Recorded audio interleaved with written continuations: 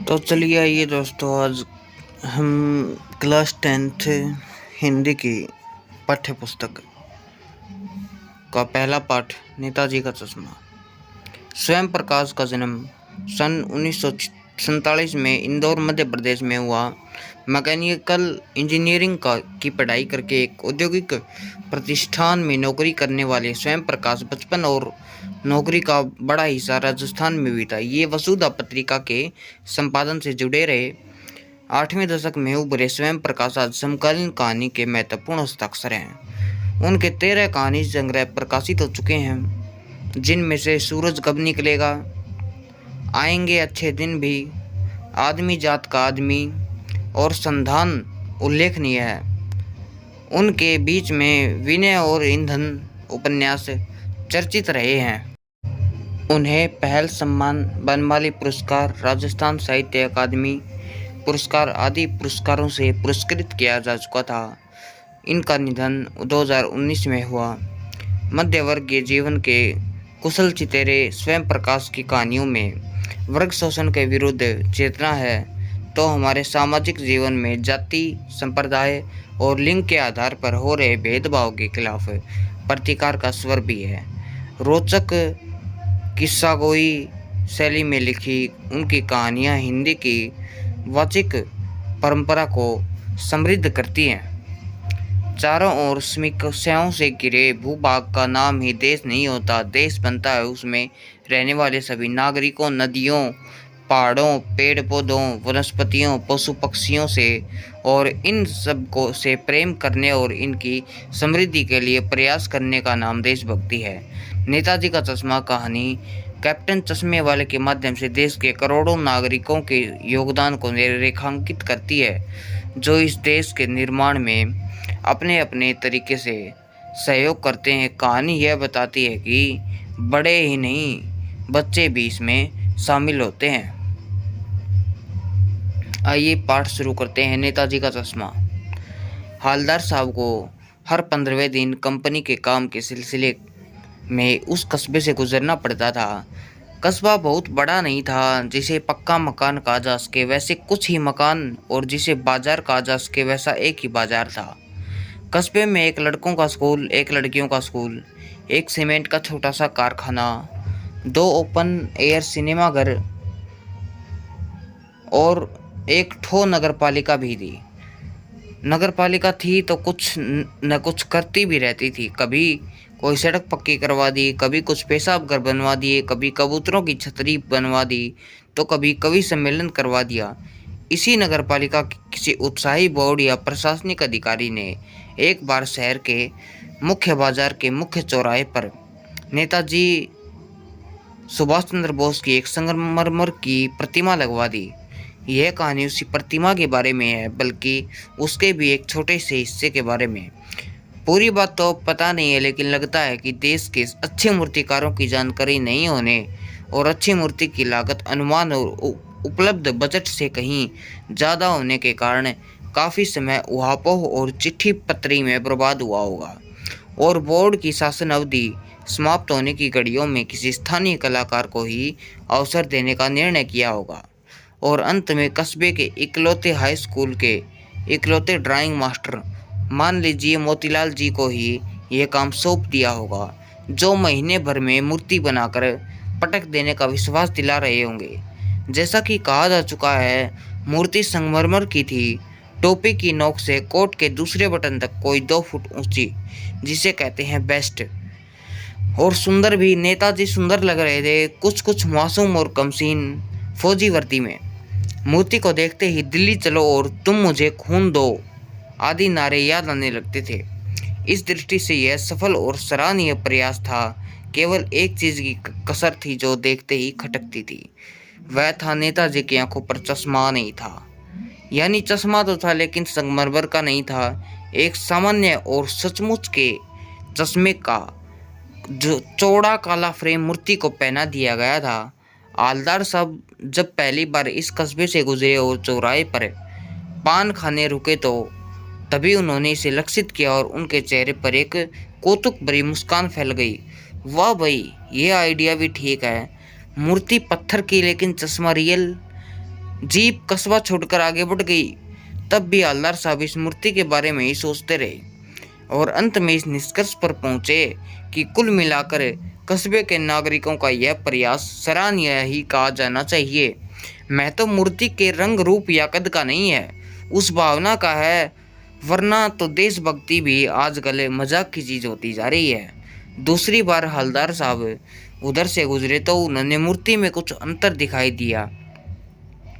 ध्यान से देखा तो पाया कि चश्मा दूसरा है। पहले मोटे फ्रेम वाला चौकोर चश्मा था, अब तार के फ्रेम वाला गोल चश्मा है। हवलदार साहब का कौतुक और बढ़ा। वाह भाई, क्या आइडिया है। मूर्ति कपड़े भी नहीं बदल सकती, लेकिन चश्मा तो बदल ही सकती है। तीसरी बार फिर नया चश्मा था।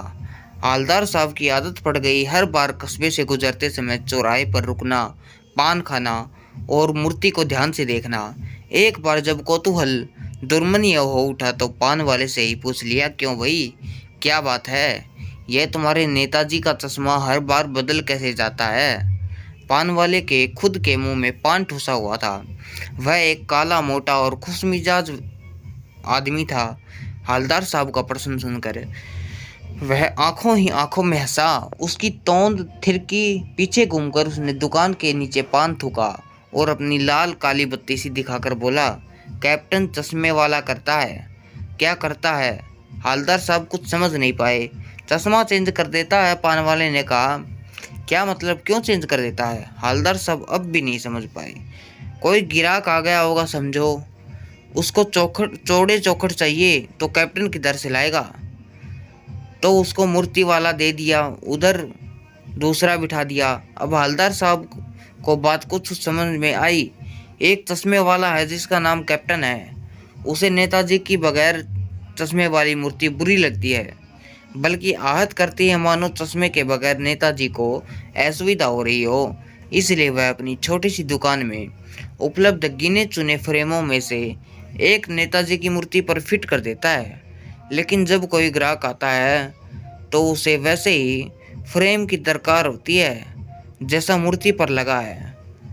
तो कैप्टन चश्मे वाला मूर्ति पर लगा फ्रेम संभवतः नेताजी से क्षमा मांगते हुए लाकर ग्राहक को दे देता है और बाद में नेताजी को दूसरा फ्रेम लौटा देता है। वाह भाई, खूब आइडिया है, लेकिन भाई एक बात अभी भी समझ में नहीं आई। हवलदार साहब ने पान वाले से फिर पूछा, नेता का ओरिजिनल चश्मा कहाँ गया? पान वाला दूसरा पान मुंह में ठूस चुका था। दोपहर का समय था, दुकान पर भीड़ भाड़ अधिक नहीं थी। वह फिर आंखों ही आंखों में हंसा। उसकी तोंद थिरकी। कत्थे की डंडी फेंक पीछे मुड़कर उसने नीचे फीक थूकी और मुस्कुराता हुआ बोला, मास्टर बनाना भूल गया। पान वाले के लिए एक मज़ेदार बात थी, लेकिन हवलदार साहब के लिए चकित और द्रवित कर देने वाली।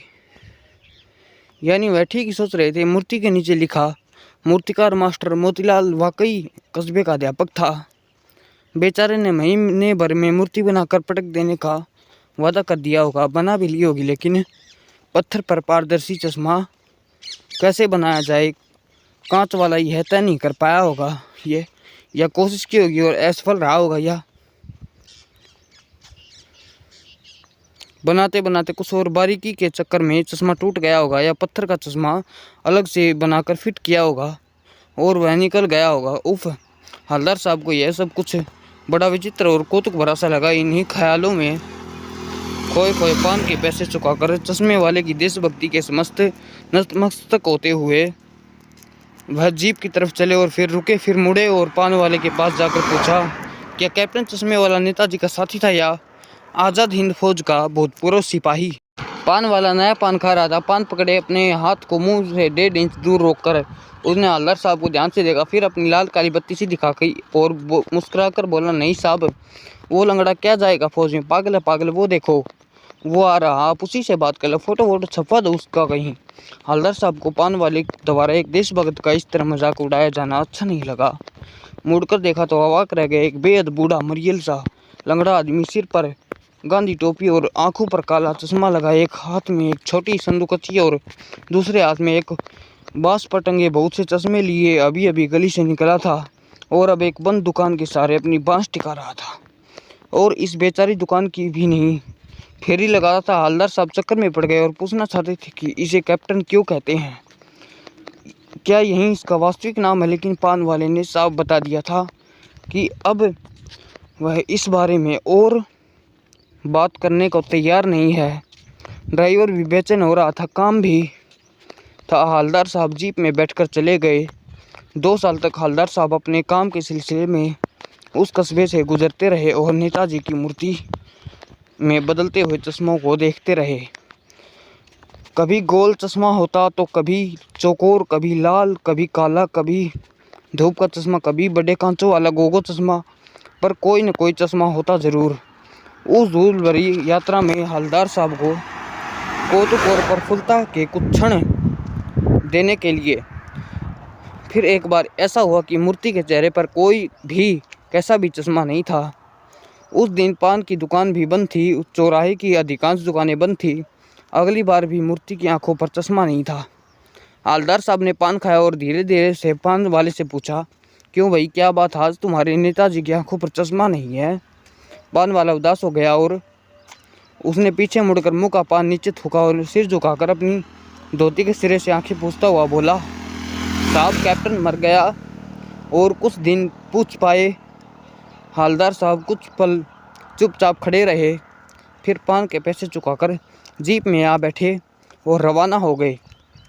बार बार सोचते क्या होगा उस कौम को जो अपने देश की खातिर घर गृहस्थी, जवान जिंदगी सब कुछ होम देने वालों पर भी हंसती है और अपने लिए बिकने के मौके ढूंढती है। दुखी हो गए। 15 दिन बाद फिर उसी कस्बे से गुजरे। कस्बे में घुसने से पहले ये ख्याल आया कि कस्बे की हर दहशतली में सुभाष की प्रतिमा अवश्य ही प्रतिष्ठापित होगी, लेकिन सुभाष की आंखों पर चश्मा नहीं होगा क्योंकि मास्टर बनाना भूल गया और कैप्टन मर गया। सोचा आज वहां रुकेंगे नहीं, पान भी नहीं खाएंगे, मूर्ति की तरफ देखेंगे भी नहीं, सीधे निकल जाएंगे। ड्राइवर से कह दिया चौराहे पर रुकना नहीं, आज बहुत काम है, पान आगे कहीं खा लेंगे। लेकिन आदत से मजबूर आंखें चौराहा आते ही मूर्ति की तरफ उठ गई। कुछ ऐसा देखा कि चीखे, रोको, जीप स्पीड में थी। ड्राइवर ने जोर से ब्रेक मारे। रास्ता चलते लोग देखने लगे। जीप रुकते न रुकते हवलदार साहब जीप से कूदकर तेज तेज कदमों से मूर्ति की तरफ लपके और उसके ठीक सामने जाकर अटेंशन में खड़े हो गए। मूर्ति की आंखों पर सरकंडे से बना छोटा सा चश्मा रखा हुआ था, जैसा बच्चे बना लेते हैं। हवलदार साहब भावुक हो गए। इतनी सी बात पर उनकी आंखें भर आई। सेनानी ना होते हुए भी चश्मे वाले को लोग कैप्टन क्यों कहते थे। हवलदार साहब ने ड्राइवर को पहले चौराहे पर गाड़ी रोकने के लिए मना किया था, लेकिन बाद में तुरंत रोकने को कहा। हवलदार साहब पहले मायूस हो गए थे। खैर मूर्ति पर सरकंडे का चश्मा क्या उम्मीद जगाता है। हवलदार साहब इतनी सी बात पर भावुक क्यों हो उठे, आज से स्पष्ट कीजिए। बार बार सोचते क्या होगा उस कौम का जो अपने देश की खातिर घर गृहस्थी, जवानी, जिंदगी सब कुछ होम देने वालों पर भी हंसती है और अपने लिए बिकने के मौके ढूंढती है। पान वाले का एक रेखा चित्र प्रस्तुत कीजिए। वो लंगड़ा क्या जाएगा फौज में, पागल है पागल। कैप्टन के प्रति पान वाले की इस टिप्पणी पर अपनी प्रतिक्रिया लिखिए। रचना और अभिव्यक्ति। निम्नलिखित में से काव्य पात्रों की कौन सी विशेषता की ओर संकेत करते हैं। हवलदार साहब हमेशा चौराहे पर रुकते और नेताजी को निहारते।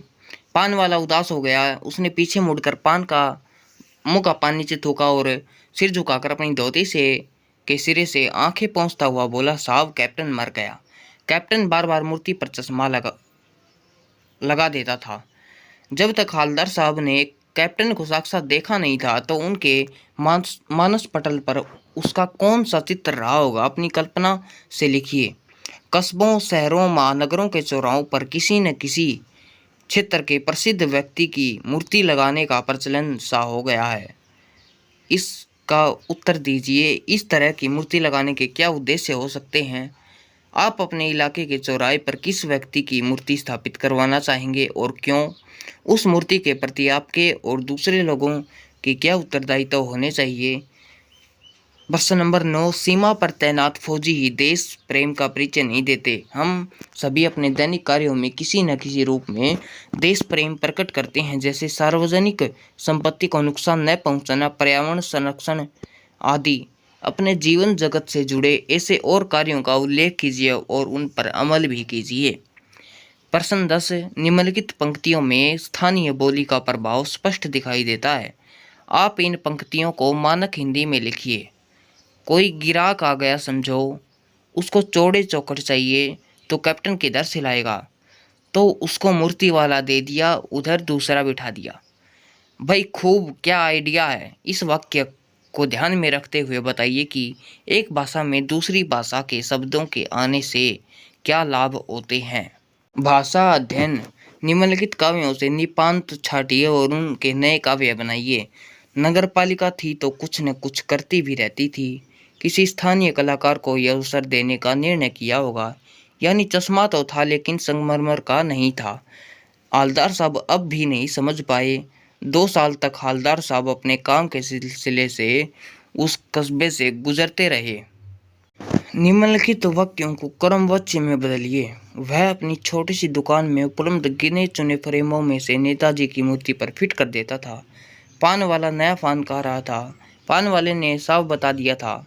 ड्राइवर ने जोर से ब्रेक मारे। नेताजी ने देश के लिए अपना सब कुछ त्याग दिया। हालदार साहब ने चश्मे वाले की देशभक्ति का सम्मान किया। नीचे लिखे काव्यों को भाववाच्य में बदलिए। जैसे अब चलते हैं, अब चला जाए। क्या माँ बैठ सकती है, मैं देख नहीं सकती। चलो अब सोते हैं, माँ रो भी नहीं सकती।